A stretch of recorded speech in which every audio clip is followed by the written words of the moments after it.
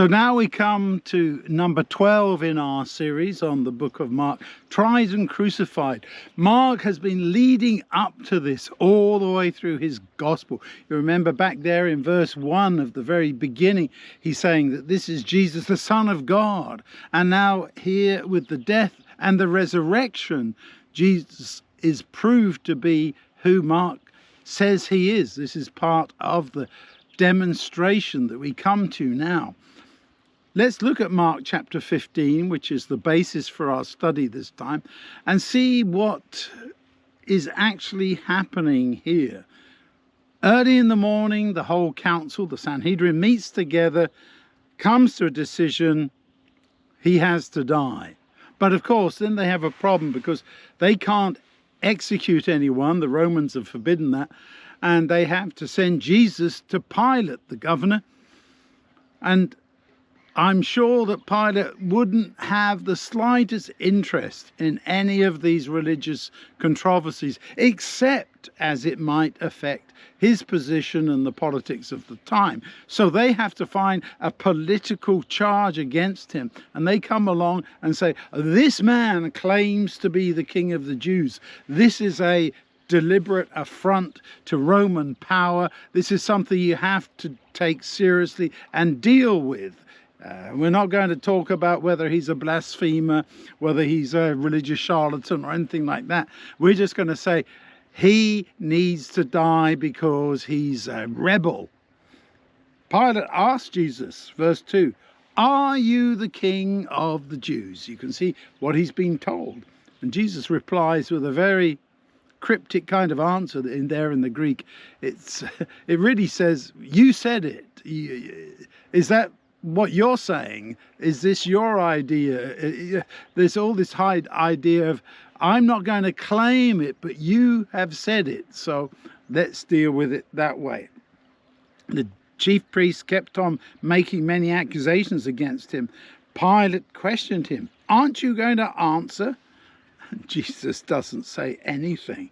And Pilate surprised. Usually somebody condemned does respond, who really wants to make a very clear defense and say that's all rubbish or something like that.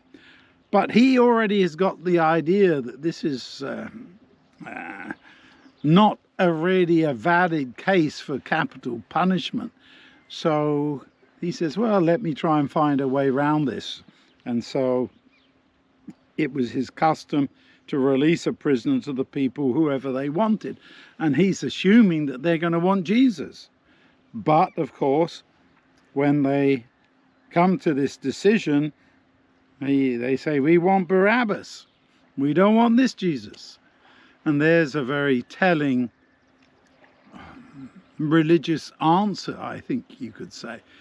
They've already given up on Jesus and his representation of God, and they would rather have this murderer, this rebel Barabbas, because Jesus is not the kind of God, he's not the kind of Messiah that they want. I mean, what a rejection. What should I do then with this King of the Jews? The one that's your designation. Crucify him. He asks for what the crime would be, and they say, crucify. They're not even interested in arguing anymore.